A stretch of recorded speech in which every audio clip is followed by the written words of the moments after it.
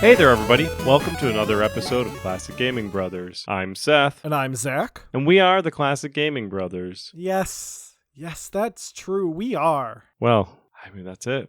That's it. I was going to say, do we have anyone to thank? But we... I was thinking in my head of as well. Well, let's just thank everybody. Let's just thank you, listening. Oh, I thought you were thanking me. Oh, yes. I'll thank you. Thank you. Let's just You're thank welcome. Seth for all that he's done. Yes, all that I do. Zach doesn't get any thanks. I'm gonna list people I want to thank. I want to thank my brother. I want to thank Peter Molyneux. I want to thank Jim Raynor. And those are the people I want to thank. Yeah, in that order. From okay to most important. Well, I have my own people that I want to thank. Okay. It's going to start with Jim Raynor, and then it's going to go to Peter Molyneux. Wow. And that's it. Anyway, so Zach... Yes, Seth. What have you recently been playing? Well, Seth, last week I was playing Wolfenstein: The New Order, and this week I've been playing Wolfenstein: The New Colossus. Did you beat the New Order? I did beat the New Order. I did like Wolfenstein: New Order. I've played it before. This was like my second or third full playthrough. I've just been in like a Wolfenstein mood, and yeah, I really enjoyed it. And Wolfenstein: The New Colossus is also a very good game.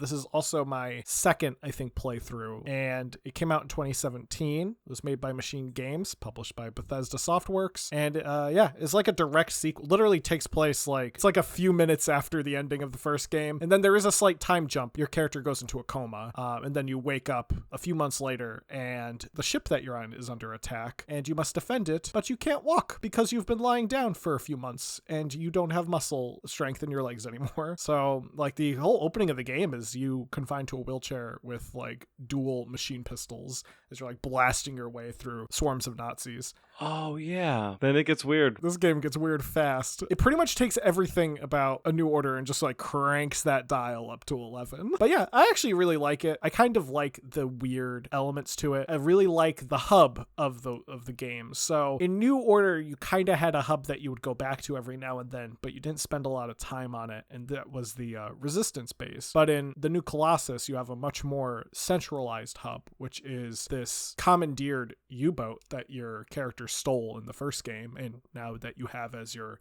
main base. And it's actually kind of like a nice area to just walk around and listen to like the various NPCs talk, because the NPCs will all communicate with each other. There's also a cafeteria slash like bar that they set up that has an arcade cabinet in it that you can play, and the arcade cabinet has a full version of Wolfenstein 3D, the original, but alternate universe style. Yeah. So you play as a German soldier escaping an American castle, and at the end of the game you have to kill BJ Blazkowicz, who is like instead of Mecha Hitler, and it's called Wolfstone 3D. And I think we talked about that when we did our Wolfenstein episode. It's the complete Wolfenstein game. They just did like a reskin of it, which is kind of fun. The Wolfenstein 3D's in New Order. No, there's only a mission inspired by it. It's the same engine as the New Order. It's just all the graphics have been changed to the classic Wolfenstein graphics. Another thing I liked about New Colossus is it has these mission segments that you can go on, which don't really happen in the last game. So throughout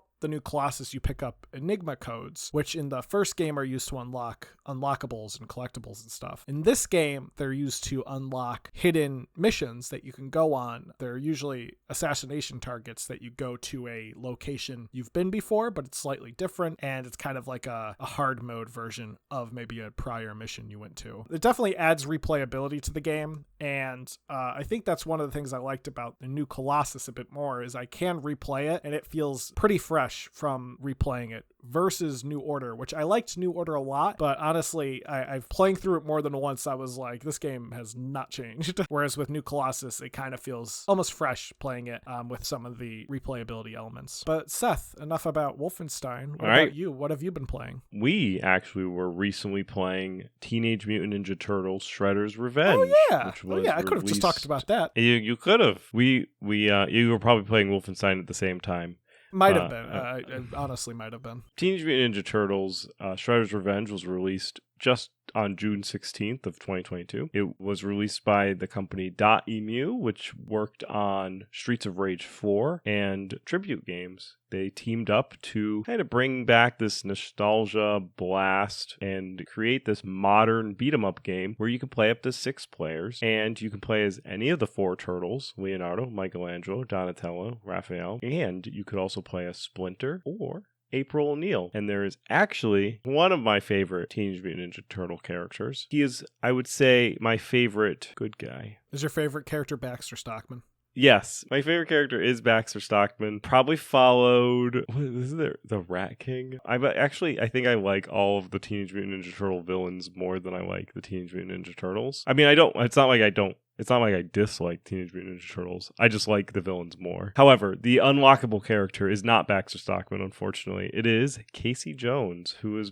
probably my favorite hero. He's equipped with his golf bag full of tricks, and you beat people up. So it's a traditional walk to the right, punch a lot of things. The action's very energetic in regards to what's going on screen. The sprites are a little smaller than I feel like the arcade had, and I have yet to be able to replicate the ability to throw a ninja into the monitor or into the view camera that you're observing. It is possible, the Teenage though. Mutant Ninja Turtles. It is possible to do it, though, but we didn't do it in the time that we played. I liked that it was kind of a fresh beat 'em up game. I liked being able to play the game cooperatively. The Steam version has online couch co-op, so I can stream my game to anyone, and they don't have to own the game, and they can just play it. They just have to be on Steam, and they can just start playing it, which is great. It also has co-op, so if you're playing it on a big screen, or if you have it on a console like a Switch or Xbox or PlayStation, I may end up actually buying the game again on my Switch, but I'll probably wait till the physical copy is on sale. It's a pretty fun game, and I think it would be a cool party game. I just need to get more controllers. Yeah, I think you up to 6. Yeah, that's crazy. That's great. If you have like 4 or 5 people over, you could just be like, you guys want to play Turtles? And it doesn't have any PvP, so you can't hurt the other person, which gets annoying in beat 'em up games, especially when there's a lot of people beating up people. That is something that I remember you can do in Battletoads versus Double Dragon, and it was obnoxious. And Golden Axe. Oh yeah, Golden Axe. Well, the worst part about those games is you'll accidentally like lock into beating your friend up. Oh like yeah. In Golden Axe, you'll like grab your friend by the head and just start like cracking them with the axe over and over again. You're like, I can't stop because the combo's going. That's right. Yeah. Or you take the reptiles. Oh yeah. Well, today we're talking about a game that is nostalgic for some. I don't know if it's really nostalgic for us, but it's nostalgic for some. And that game is Conker's Bad Fur Day. It wasn't really marketed to us. Knowing our parents, I don't think our parents would have let us play Conker's Bad Fur Day, considering we weren't allowed to watch like shows like The Simpsons or South Park or Family Guy, which Conker's Bad Fur Day is kind of in that line. But if it came out during the like Xbox era, then it might have been a game that I would have been possibly interested in. Yeah, true.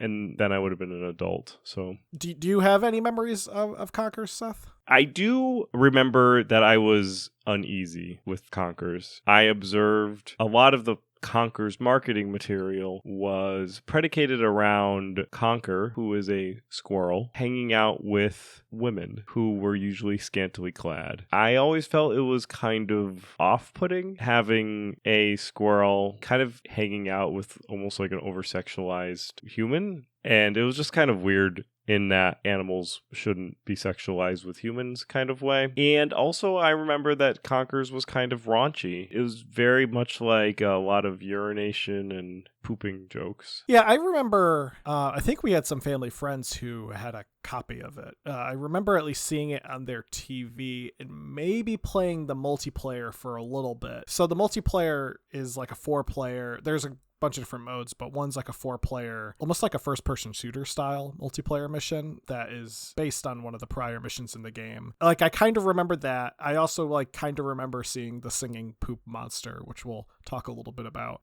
Do you know what intersects in my head a lot when I think about Conker's Bad Fur Day? What's that? Banjo-Kazooie.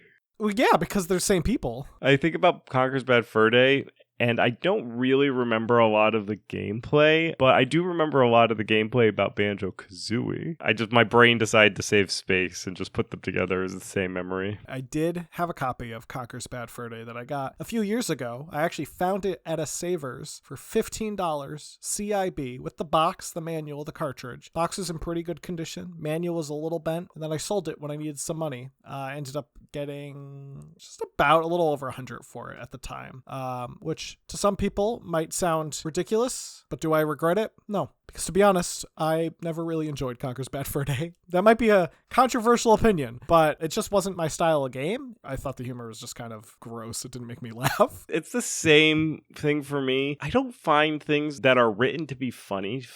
Yeah.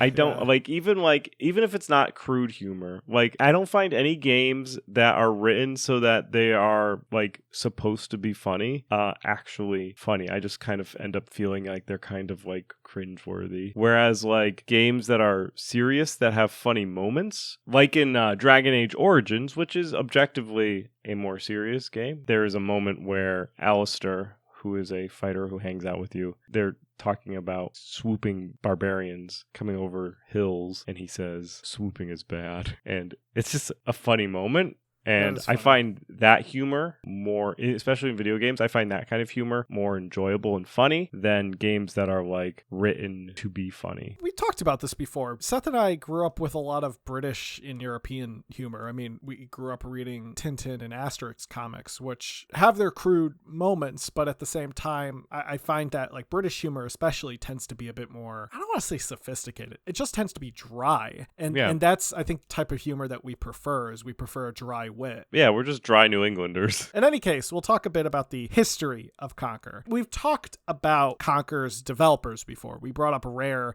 in the British Invasion episode. But to remind our listeners and to anyone who hasn't gone back that far in our catalog, Rare was founded in 1985 by Chris and Tim Stamper. Before starting Rare, though, the brothers actually sold arcade conversion kits, such as one that would be used to convert Space Invaders into Galaxians. In 1982, they founded a company called Ashby Computers and Graphics, though the company would be publicly traded as Ultimate Play the Game. Ultimate Play the Game primarily created games for the ZX Spectrum, or the ZX Spectrum if you're English, Amstrad CPC, BBC Micro, MSX, and the Commodore 64. The first game that they released was Jetpack for the Spectrum. The game was designed to specifically run on the 16K model of the machine, which the brothers admitted that they did this intentionally to keep the development time down for the game. Jetpack became a surprise success, selling more than 300,000 copies to a market of only 1 million users. So that's like less than half of the people who owned the Spectrum back then. So with the success came more games. The company soon followed with titles like Psst, spelled PSST, Trans Am with a Z, and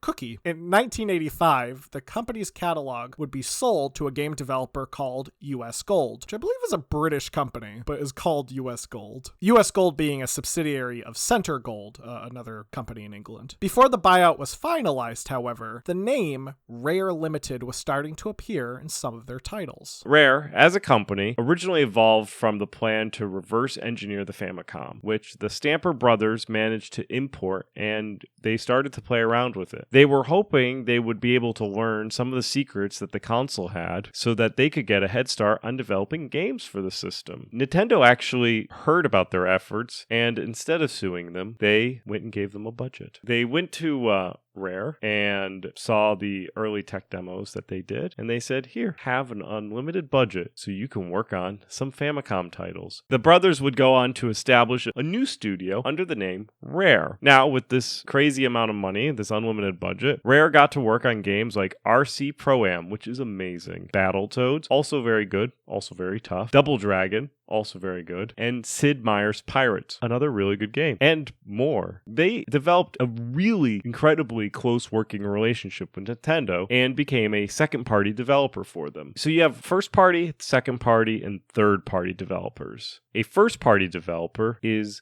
Nintendo doing something. A second-party developer is a developer who gets into a contract with a platform like Nintendo and goes forward with only developing games for Nintendo exclusively. A third-party developer would be a developer who really just develops for whatever system that they can get their games on. Rare would actually go on to go and help create games like the Donkey Kong Country series and Killer Instinct. Rare and Nintendo were always kind of intrinsically linked for a very long time. So from even the early days working on the Famicom to the time that the N64 was on its way to market, Rare was still considered a major player. Their first game for the N64 was Blast Corp and sold 1 million copies and was considered an internal disappointment due to the numbers. So, for example, Donkey Kong Country sold over 9 million and Killer Instinct sold 3.2 million. Because of the lackluster sales, Rare would go on to split the company into different teams to focus on various projects. One of those teams would be working on GoldenEye 007. One thing I wanted to bring up was that the interesting thing about Rare and their relationship with Nintendo. We talked about a few episodes ago how Tengen tried to get this special deal with Nintendo so that they could produce more than 5 games a year. And Nintendo was very strict and only allotted third-party developers to develop 5 games a year. Same with Konami. Konami had to split their company up to be able to develop more than 5 games a year. Rare was the exception to the rule. Because Rare was the exception, they had that close relationship. Going back to Rare's history, they released GoldenEye 007. It's a smash hit. We did a whole episode on it. And after GoldenEye 007, Rare started work on Diddy Kong Racing, which was a kart racer similar to Mario Kart that came out in 1997. Diddy Kong Racing features Diddy Kong, who is the best friend and sidekick of Donkey Kong, and a bunch of friends who get their first appearance in this game. They're just kind of like random characters that they threw in that are also small animals. One of these is a squirrel named Conker. He didn't really speak in this game, but this would be the first time we see Conker, but not the last time we see Conker. In 1999, Conker would see his return in a game called Conker's Pocket Tales for the Game Boy Color. This game was developed shortly after the release of Donkey Kong Land 3, and it was originally intended to be Rare's version of The Legend of Zelda. The game was supposed to be this gothic, dark adventure title. They wanted it to be inspired by like gothic horror movies, but developers were given access to a future N64 title that was being developed by Rare by one of the other teams, and they decided they wanted to make their game more in line with this game. So they scrapped the gothic elements, the dark themes, and they decided to make the game lighthearted and friendly, and thus we were given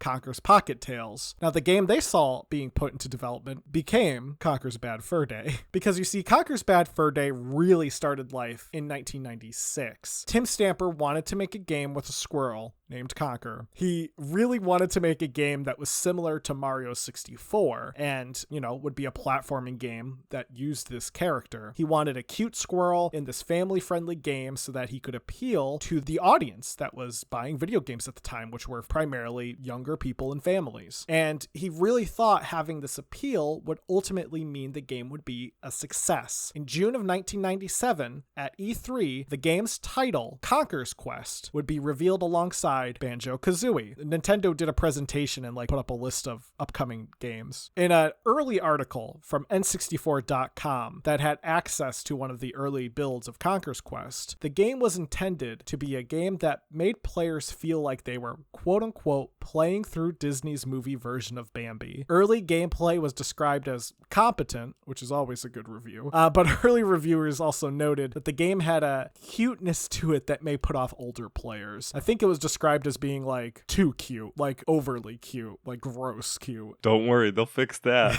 And in 1998, the game's name would change. It became 12 Tales Conker 64. I heard that this change might have been due to the fact that there was a game called Quest 64 that came out, and they might have wanted to avoid confusion with Conker's Quest and Quest 64. 12 Tales Conker 64 was set for release fall of 1998. The game at this point had both single player and 2 types of multiplayer modes. In this version of the game, Conker walked around on all 4s and also had a best friend named Barry, who was also a playable character. In 1998, E3 thoughts were generally positive with this game, with the graphics being one of the more talked about aspects of the game. One magazine at the time, Total 64, even suggested the game looked better than Ocarina of Time, which was also being demoed during the 1998 E3. However, some people criticized the game's design as being a ripoff of a 16-bit game called Mr. Nuts, which also featured a cute squirrel, and the nuts was with a Z because it's the 90s and Z's are cool. So remember when we mentioned the game was coming out in the fall of 1998? That didn't happen. It was delayed for a variety of reasons. One of the reasons was that the people who were working on the game ultimately were not having a good time. An engineer, Chris Marlowe, was quoted as saying, "There was an awful lot of content and there were lots of fun ideas, but it was just really wasn't gelling as a finished game." It was around this time that the talk of the game being canceled began to circulate in various publications. As you see, when a game comes close to its release back in the 90s, instead of going to early access, they would just cancel it. But publications started saying, like, is this Conker's game even going to come out? And that's when someone at Rare had an idea. Chris Seaver, an artist for the company, asked the Stamper Brothers if they would consider shifting the game to be less cutesy and more adult-oriented. He thought making the game edgy and violent would make it so that it could stand out from the crowd of other games and to reinvigorate it. The Stampers approved it, and Seaver was made to be the project lead to take over the redesign. The game changed from this point on, turning the fun and family-friendly fantasy world and twisting it into a world full of poop jokes and violence. Conker went from being an innocent cartoon character to being a drunk who liked blowing stuff up. And after all these changes were made, the game finally released in 2001, when it was originally supposed to come out in 98. Do you know what was close to being discontinued in 2001? The Nintendo 64. Now, we talked a lot about Conker, a lot about its history, but how does this game play? Conker is very almost like a collectathon, but it's also very much not a collectathon. Because while it is similar to titles that are like collectathons, Mario 64, Banjo-Kazooie, Donkey Kong 64, 2 of those being rare titles, you really only collect one thing in Conker. That's cold hard cash. For those who don't know, though, collectathons are platformers. It's another name for 3D platformers that were popular during this time period. Typically, you had to collect a lot of specific items to unlock various things. Another example would be Spyro, which was considered a collectathon. In Conkers, you collected cash, but you also solved various puzzles and fought monsters and bosses. And you did this using a variety of weapons, like slingshots, knives, shotgun, and you could also turn yourself into an anvil and smash the ground around you, because Conker is a cartoon character, so he could do kind of outrageous things. The game is set in a place called Fairy Panther King's Kingdom. You play as Conker the Squirrel, who, after a night of drinking at a bar called The Cock and Plucker, gets drafted into the war. So he calls his girlfriend and says, "Honey, I'm headed home, but I'm gonna be a bit late." And then he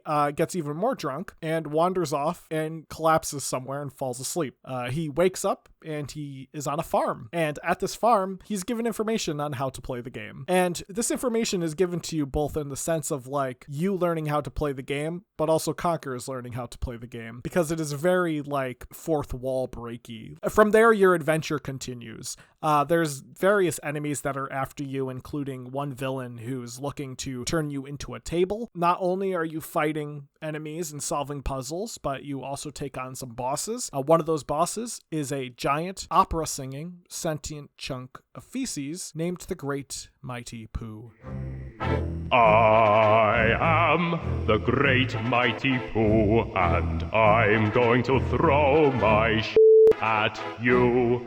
You also at one point participate in a sequence that directly parodies Saving Private Ryan's opening sequence, complete with the amount of blood and gore that happens in Saving Private Ryan, but with squirrels. If you're not familiar with Saving Private Ryan's opening sequence, it's the invasion of Normandy. Seth, how did Conkers do? It seems like it was a recipe for success. Before we get into that, I just wanted to talk about the size of the cartridge. Oh, yeah. In regards to space. Conker's kind of interesting. Nintendo 64, they're a ROM-based cartridge system, and you had to be able to get the whole game on the cartridge, period. There was no downloading DLCs or anything like that. And the cartridge's sizes, though, would vary depending on the games. Games like Dr. Mario 64 doesn't really require a lot of space because it's Dr. Mario 64. So that may take up 4 megabytes. Resident Evil 2 and Conker's Bad Fur Day took up 64 megabytes. And when you have it so that there's more space on the cartridges in the internal memory,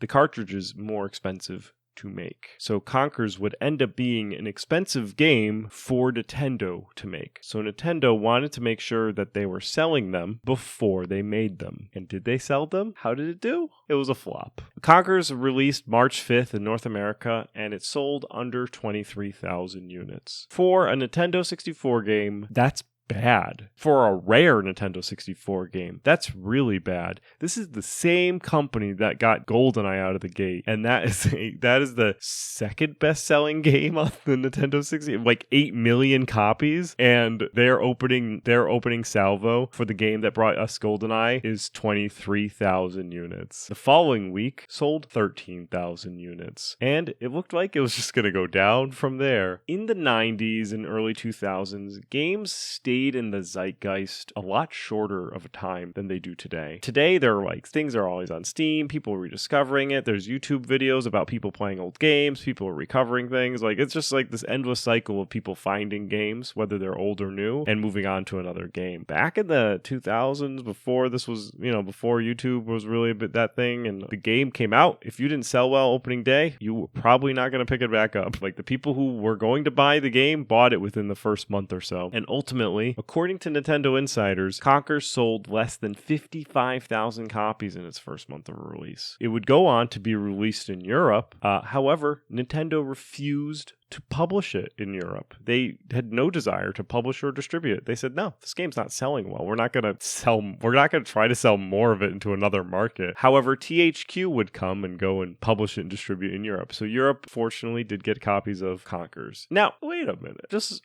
a moment. The game at the time was a critically acclaimed game, according to the critics, and some state is one of the best games on the N64. According to Metacritic, which is an aggregator of reviews, it was a 92 out of 100. And that's coming from 19 different commercial critics, with most of the ratings from them individually being in the high 80s or 90s. In fact, Matt Casamassina, who started off as the editor of N64.com, which we referenced earlier, and he would go on to be one of the founding editors of IGN, wrote while he was an editor at IGN about Conkers, not only is it quite possibly the most hilarious title ever created, but the selection of crude jokes, over-the-top violence, and sexual content featured is only one-upped by the game's remarkably deep, well-paced level design, tightly knitted control mechanics, and beautiful graphics and amazing sound quality. This game was well loved by critics for the graphics, audio, script. Everyone had different things to say, all positive. Why did it flop?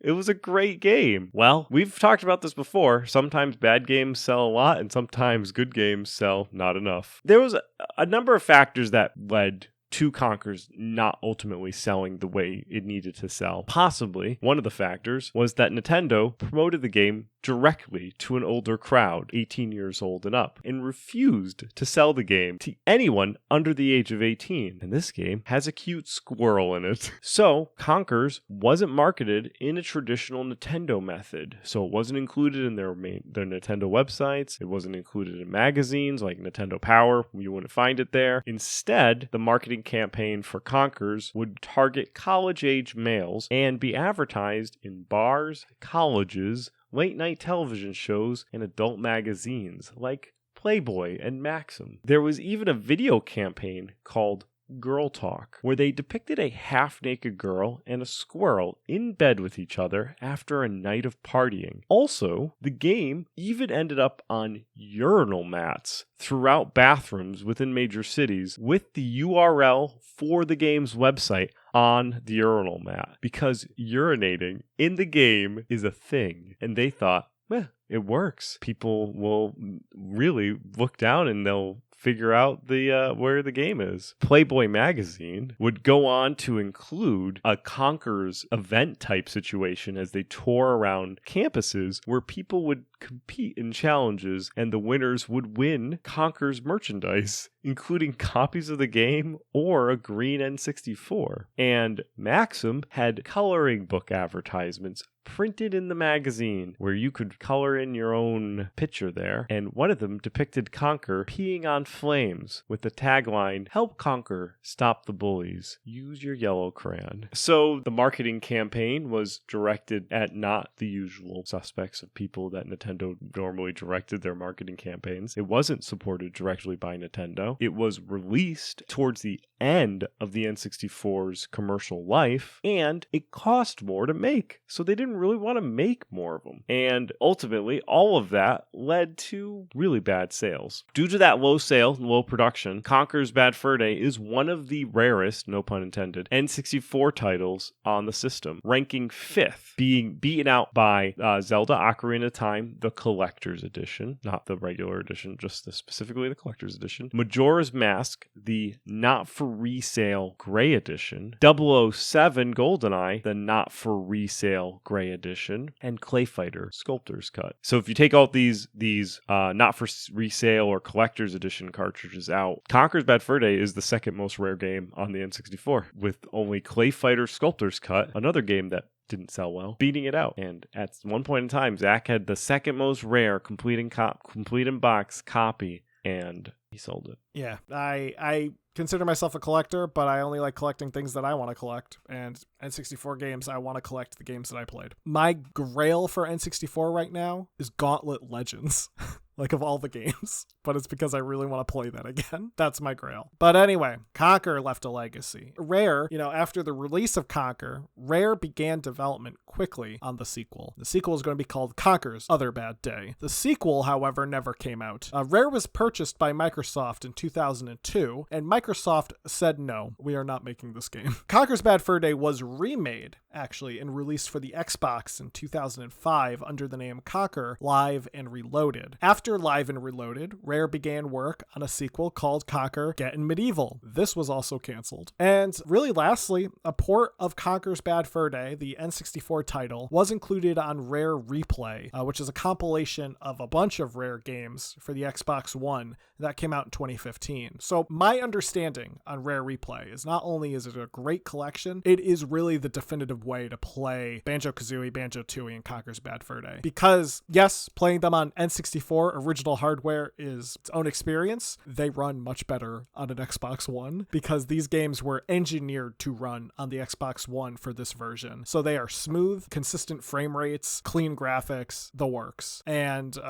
if you have an Xbox One, you can pick it up. I think the Rare Replay is on Game Pass. And Conker also has made some minor appearances in other titles, specifically one called Project Spark, which is a sandbox game. You kind of create things in this game. And there was a episodic campaign for Project Spark called Conker's Big Reunion.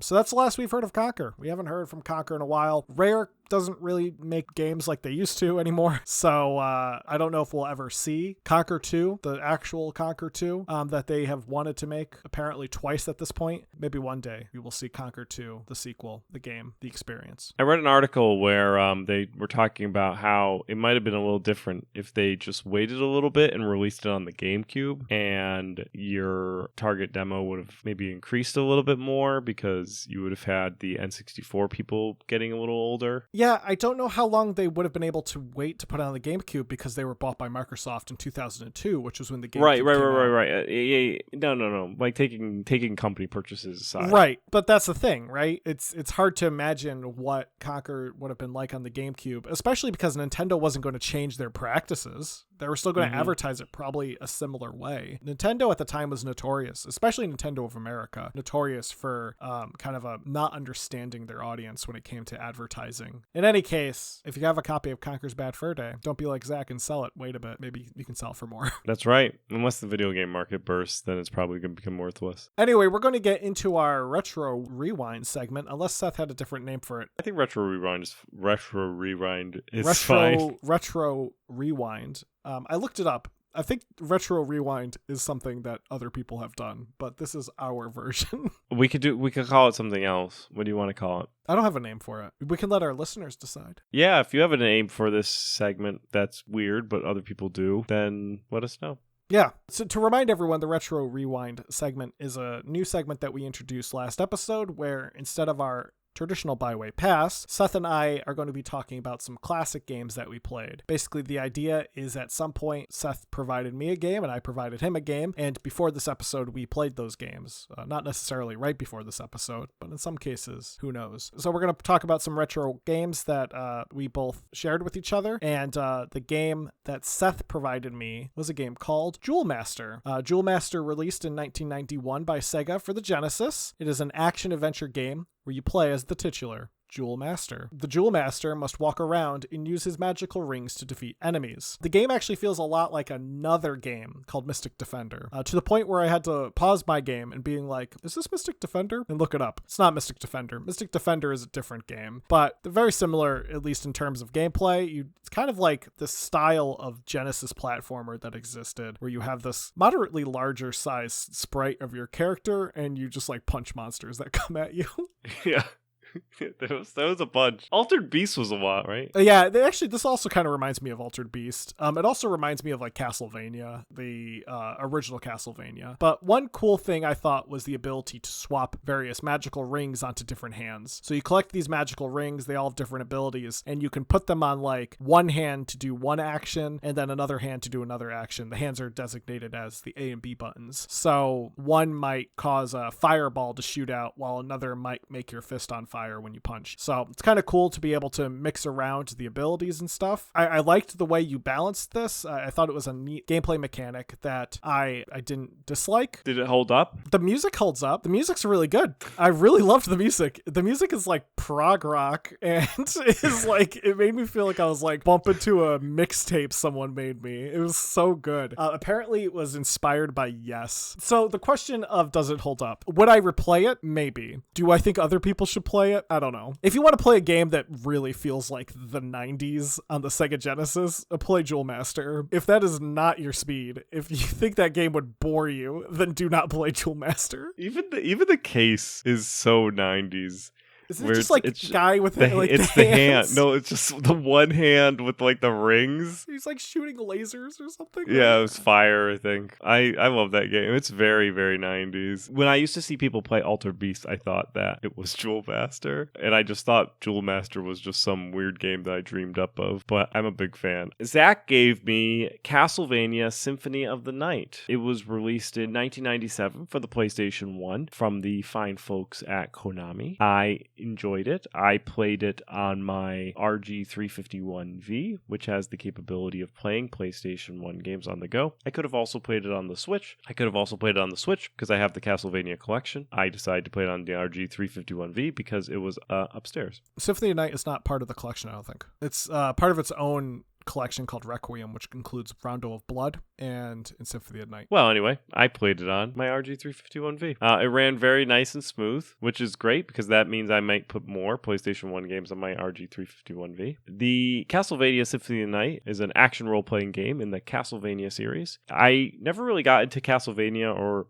to that point Metroid, because it's kind of like its own Metrovania type of... They spawned the Metrovania style of games, and I didn't play those style of games when I was a kid. So I kind of approached them as they are today, and how fun they are for me. You play as Alucard throughout the game. You know, unlike, you do not play as a Belmont, which is unique. You do play as Richter Belmont in the beginning of the game, where he has the chain, but you do not play as Belmont throughout the game. You play as Alucard, who is like a vampire creature. He's a Damphere. Yeah, he's a Damphere. Half vampire, half human. And he gets some pretty cool abilities. I do like at the beginning of the game, you play as Richter Belmont as like superpowered, and you fight Dracula, and then you defeat Dracula, and then it like does this transition, and then you're playing Alucard, and you're playing Alucard with like everything. You're like top tier Alucard, and then death comes and just takes everything away from you. Yeah, death is a jerk. Which is interesting in this game is that, and is different than a lot of Castlevania games, is this has a role-playing element to it.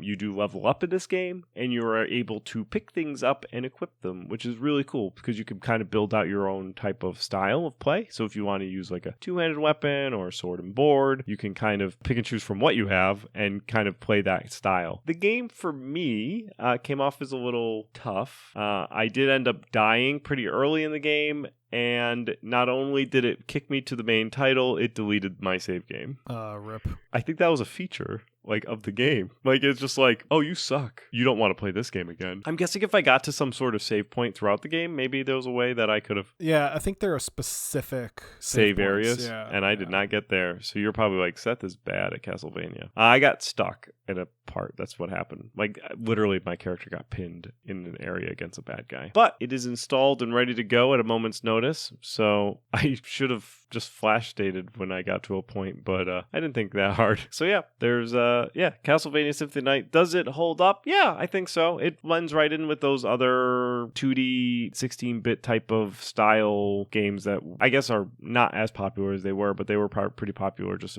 not even a couple years ago. Everyone was, I think, unlike Jewel Master, Symphony of the Night, A, is a much stronger intellectual property, and B, has a more evolved story throughout the game and has a bit more of a motif that I think people are still interested in playing. So thus, I'm going to say it still holds up, and that's going to be it. Great. For those of you who are listening at home, and if you want to reach out to the Classic Gaming Brothers to let us know about your memories of Conker, or if you have a suggestion for a better name than Retro Rewind for this new segment, please email us at classicgamingbrothers@gmail.com. You can also reach out to us via our Facebook, Instagram, Twitch, or Twitter. Our Facebook, Instagram, and Twitch are Classic Gaming Brothers. Our Twitter is CG Brothers Pod. Be sure to like, subscribe, leave us all those ratings and such on the various podcasting applications we're on. And make sure to leave us a review if you could on iTunes. That'd be great. You can also visit our website, classicgamingbrothers.com. We have a contact form there. And that's about all that I have to say. I think that's everything for tonight. I'm going to press end unless Seth has something to add right about now. Seth, do you have anything? I'm going to press end. Don't play games like my brother. Oh, yeah. And don't play games like my brother. I've been Seth. And I've been Zach. And we've been the Classic Gaming Brothers. That's right.